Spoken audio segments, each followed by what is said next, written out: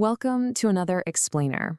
Today, we're diving straight into a massive, frankly fascinating puzzle, and that is Ethiopia's economic paradox. How exactly does one of the absolute fastest growing economies on the planet navigate such immense, deep-rooted systemic challenges? Well, let's find out. To help us wrap our heads around this, we'll hit 5 key areas today. First, the Ethiopian economic paradox. 2, powering up with GERD. 3, poverty, climate, and conflict. 4, the homegrown economic reform. And finally, number 5, building a digital future. All right, let's kick things off with section 1, the Ethiopian economic paradox. To really set the stage here, we need to talk about this number, 135.9 million. By 2025, that's Ethiopia's projected population, making it Africa's second most populous nation.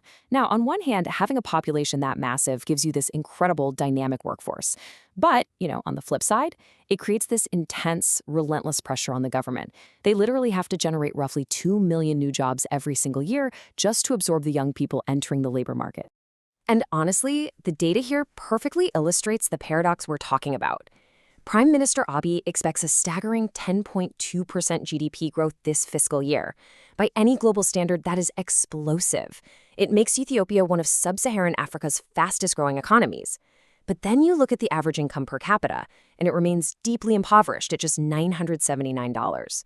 So this is the central puzzle, right? How can a country grow so incredibly fast at the macro level, while the average citizen still has so little in their pocket?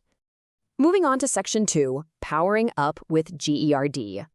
So what's the centerpiece of their strategy to bridge that wealth gap? Well, it's the Grand Ethiopian Renaissance Dam, or GERD. It's been this massive, multi-phase undertaking. Construction actually began way back in 2011, and they carefully fired up the first power in 2022 just to test the systems. But here's the truly fascinating part. It was largely funded by domestic bonds and public contributions.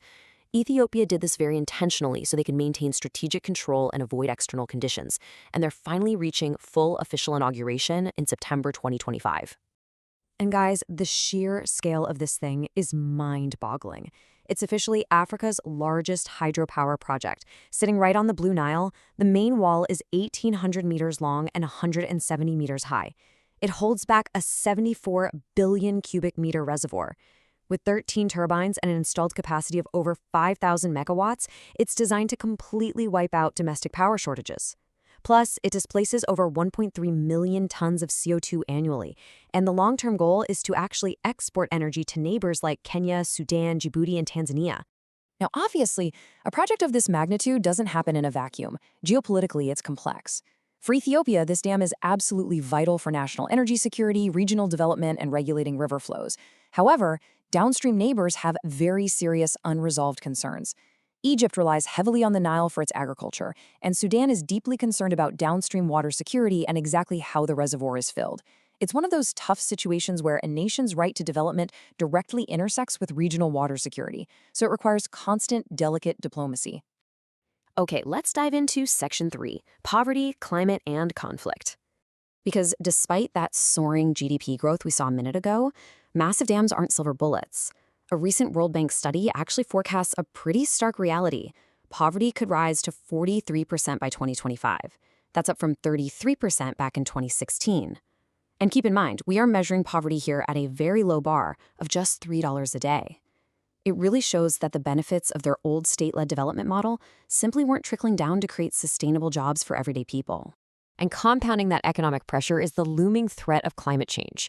Remember, 70% of Ethiopia's workforce depends on agriculture.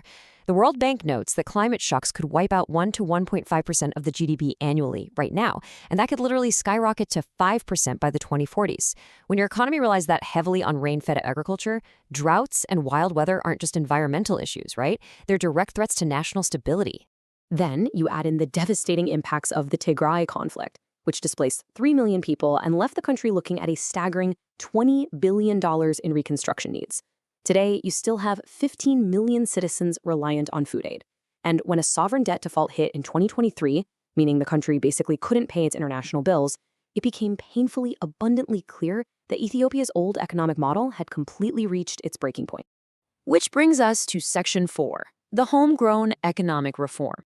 Realizing the old system was just entirely unsustainable, the government pivoted sharply to what they call their homegrown economic reform agenda. Starting in July 2024, backed by the IMF and the World Bank, they took some incredibly bold steps. They allowed the market to determine the value of their currency. They removed restrictions on money flowing in and out, aggressively cracked down on illegal currency operators, and shifted their monetary policy. They essentially threw the doors open to competitive private investment. And you know what? Those reforms are actually yielding massive dividends. Headline inflation, which was suffocating the economy at over 30%, has plummeted to single digits, hitting 9.7% by late 2025. Foreign reserves have more than tripled, now covering over 3 months of imports to provide a much-needed buffer against global shocks. Plus, they've squeezed the fiscal deficit down to below 2% of GDP. But transitions are rarely perfectly smooth, are they? As of early 2026, there is still a stubborn exchange rate gap. The official bank rate sits around 151 bear to the US dollar, while the parallel or black market rate is hovering above 180. This gap is largely driven by rules that force exporters to hand over a portion of their foreign cash earnings to the government, which ironically just incentivizes people to use the black market. It's a classic growing pain, very similar to what we've seen in other nations like Nigeria and Sri Lanka when they floated their currencies. Now, the government and international partners know full well that massive macroeconomic shocks almost always hit the poorest the hardest. So, to ensure people aren't completely left behind, billions of dollars have been poured into robust social safety nets backed by the World Bank. They're catching over 10 million vulnerable citizens right now, providing short-term employment for the urban poor and youth, and offering vital grants to rural communities so they can earn a living while adapting to this changing climate. Finally, let's look at Section 5, Building a Digital Future. So we have the mega dam, and we have these massive economic reforms. But Prime Minister Abiy actually attributes a lot of the country's recent resilience to a guiding philosophy called Medemmer. It roughly translates to synergy. It's this fascinating framework designed to bring institutions, communities, and really diverse stakeholders together. The core idea is that you can only achieve sustainable progress when everyone's efforts are completely integrated toward common national goals. And you can literally see this forward-thinking synergy in action today. Ethiopia recently launched Africa's very first unmanned, AI-driven, smart police station right in Addis Ababa. It's incredible. Citizens can report crimes, pay fines, and request documents 24/7 using these self-service kiosks. They even use remote video support from officers to completely eliminate paperwork. It naturally reduces corruption and aligns perfectly with their Digital Ethiopia 2030 vision. It just shows a country that is incredibly eager to leapfrog legacy systems using modern tech. So we leave you with this final thought. Ethiopia has built the massive infrastructure, they've implemented bold and sometimes painful economic reforms, and they are fully embracing digital innovation.